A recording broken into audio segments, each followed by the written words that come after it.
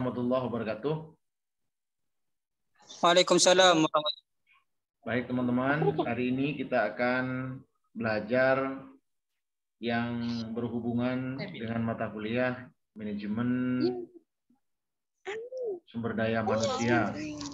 Tadi saya sudah menjelaskan di semester kedua tentang manajemen pengantar manajemen. Hari ini saya akan menjelaskan tentang manajemen sumber daya manusia. Saya memiliki maksud dan tujuan kenapa saya harus belajar daring seperti ini, karena biar teman-teman terbiasa jika suatu hari nanti teman-teman mengikuti perkuliahan dengan dosen-dosen lain di luar jam mata kuliah yang saya ampu. Hari ini bisa melihat di layar kaca ya materi yang saya sampaikan? Bisa melihat ya? Ada yang unmute ini. Coba dihidupkan unmute, jangan di unmute itu, jangan di unmute. Coba dihidupkan itu. Ada yang di unmute itu. Kelihatan punyanya. Nah, ini sudah tidak di unmute. Ya. Baik. Kemarin kita sudah belajar tentang proses seleksi hingga pada orientasi karyawan. Hari ini kita juga termasuk analisis pekerjaan. Kayaknya kemarin sudah ya analisis pekerjaan. Belum ya. Kemarin berakhir materi kita lebih kepada proses orientasi karyawan. Sebenarnya hari ini saya akan jelaskan induksi karyawan dulu karena kemarin saya belum selesai membahas tentang induksi karyawan. Nah, di sini jelaskan bahwa induksi karyawan adalah kegiatan untuk mengubah perilaku karyawan baru supaya menyesuaikan diri dengan tata tertib perusahaan. Kenapa saya sampaikan demikian?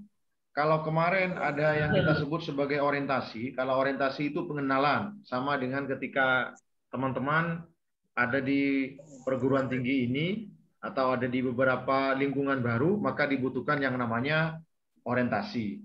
Nah, sama sebenarnya dengan yang ada di perusahaan. Di perusahaan juga sama. Di perusahaan itu ada proses yang kita sebut sebagai orientasi dan ada induksi.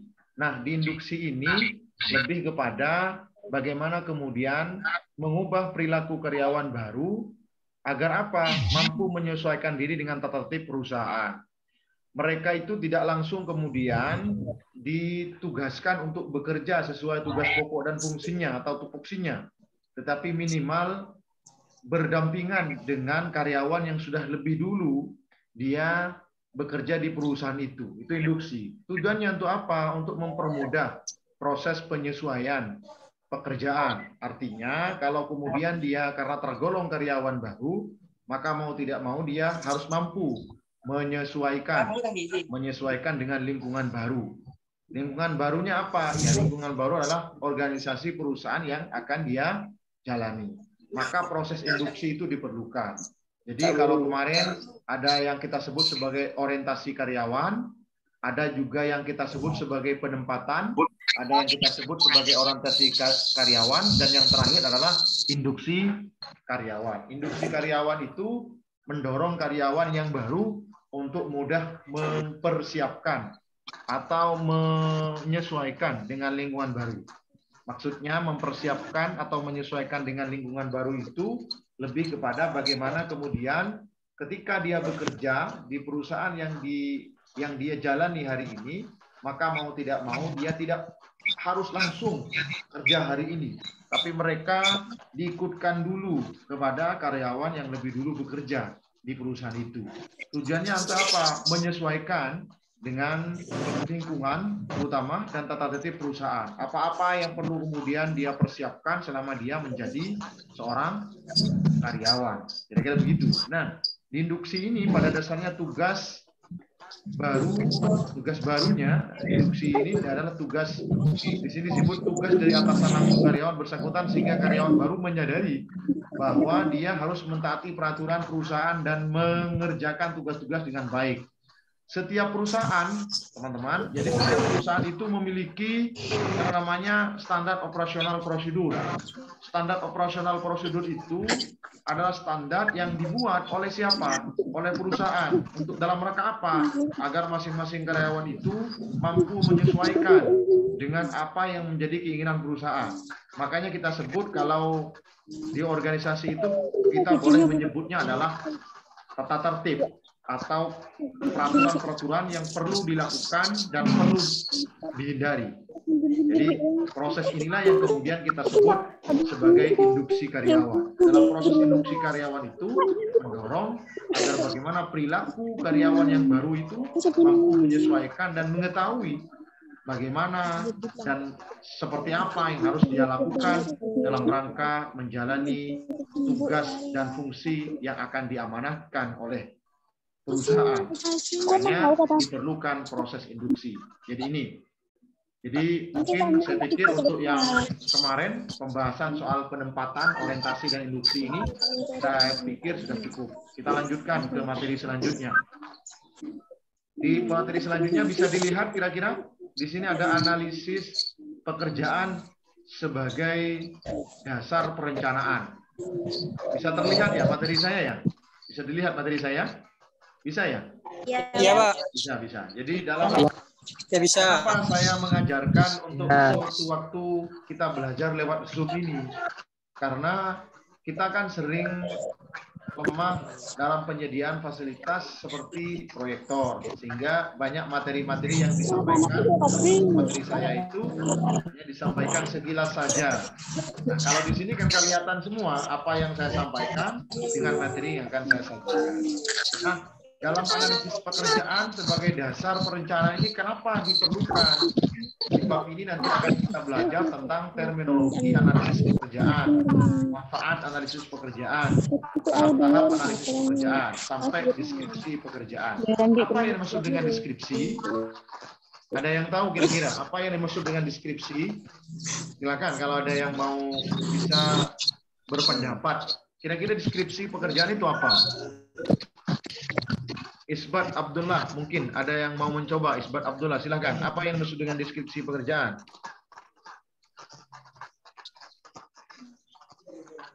Alvin, silahkan. Alvin, kalau mau coba. Apa kira-kira pengertian deskripsi pekerjaan itu? Apa? Apa pengertian deskripsi pekerjaan? Quwwatul khairah. Silahkan. Kalau mau mencoba. Quwwatul khairah. Silakan kalau ada yang mencoba. Vivin Anggraini. Silakan Vivin, kalau mau mencoba apa sih pengertian daripada deskripsi pekerjaan? Safira, silakan. Kalau mau coba. Ya, Isbat coba diawali Isbat dulu. Silakan Isbat. Salah juga enggak apa-apa. Ini hanya bertanya biasa saja. Silakan, apa itu deskripsi pekerjaan?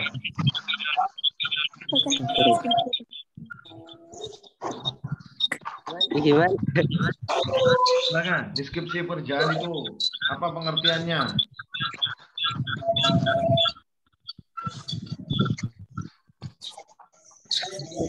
Mungkin yang lain. Ayo yang lain, siapa yang bisa jawab pertanyaan saya? Apa pengertian deskripsi pekerjaan?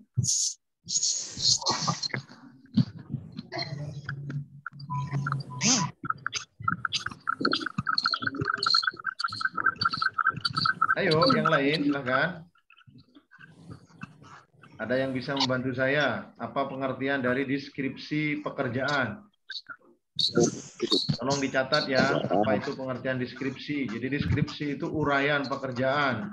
Kira-kira apa yang kamu harus lakukan, itu diuraikan. Itu yang disebut sebagai deskripsi pekerjaan. Jadi deskripsi itu menguraikan apa yang akan dia lakukan.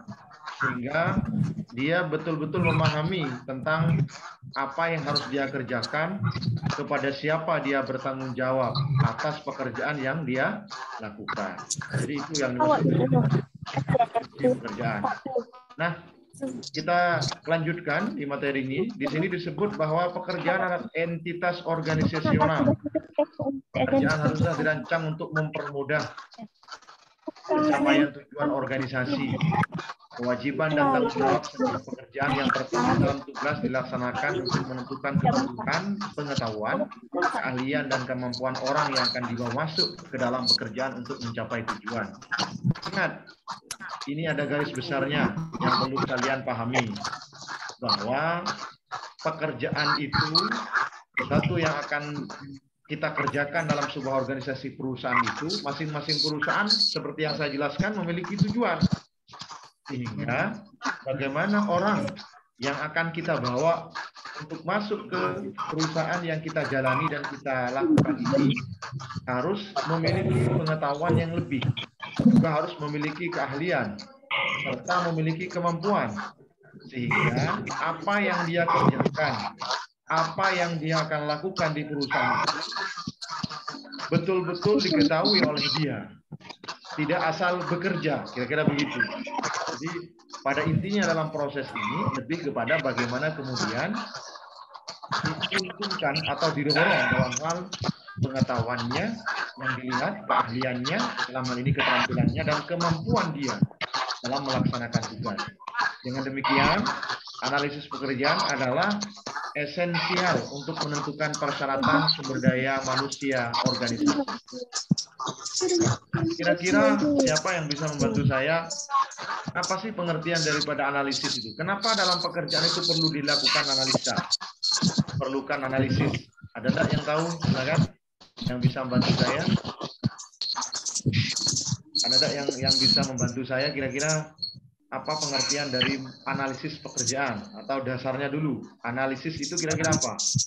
Siapa yang punya HP Galaxy A10s ini? Silakan bisa bantu untuk memberikan penjelasan tentang analisis pekerjaan.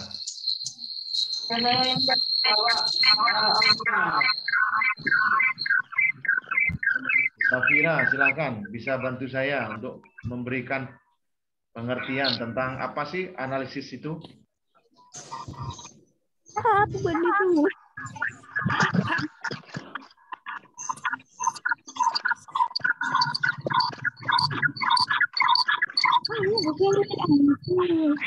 Isbat Abdullah, silakan bisa dicoba Isbat. Kira-kira analisis itu apa? Vivin, ayo coba Vivin. Analisis Salah pekerjaan juga adalah ada masalah. Ini bukan UTS, bukan UAS juga. Kalau juga ada apa-apa, analisis.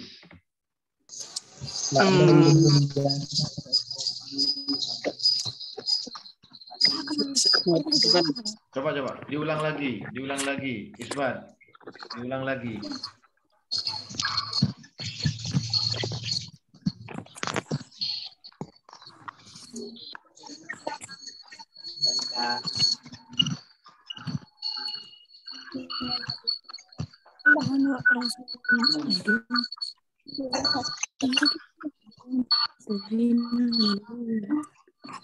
Proses analisis. Silakan.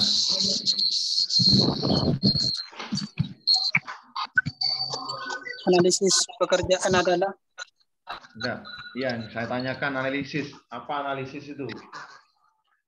Saudara kan sering mendengar bahasa menganalisa. Kira-kira apa sih pengertian analisa itu? Silakan. informasi, Pak. Siapa ini yang bersuara? Siapa ini yang bersuara ini?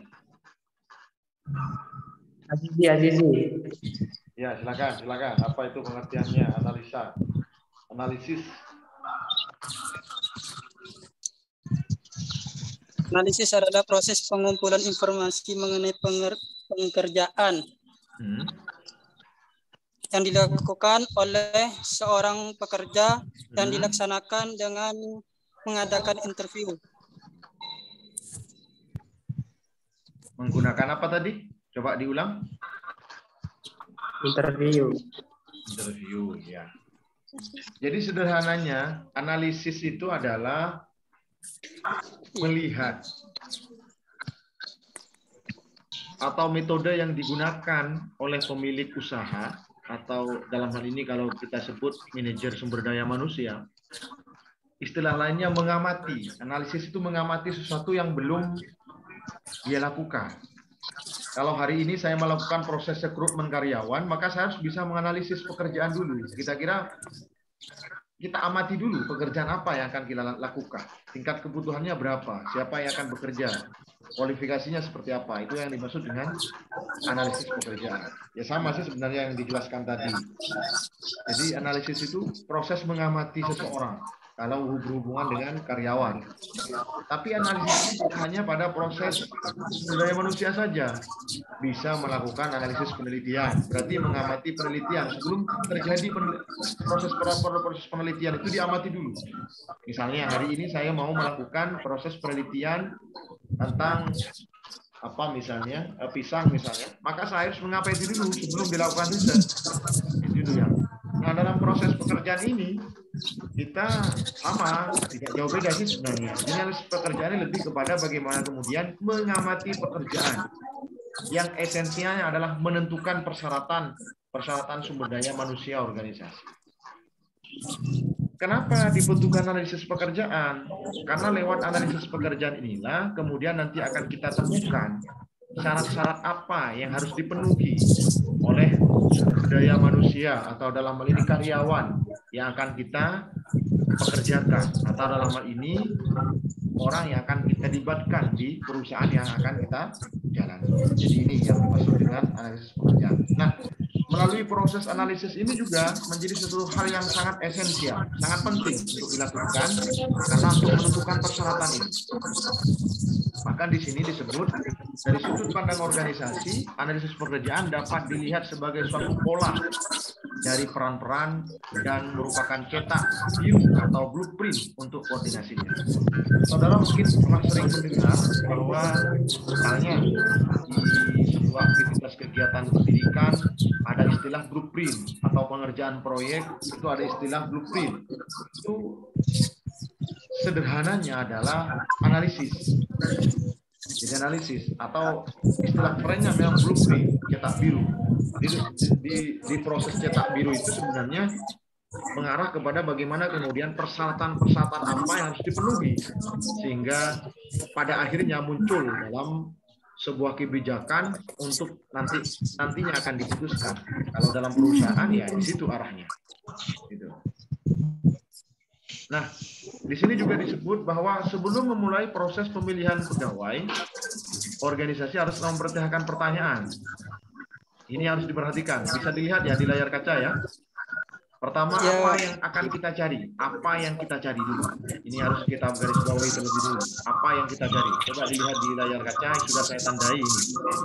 Apa yang kita cari dulu? Yang perlu dipahami adalah tidak ada satupun teknik penilaian yang kompleks.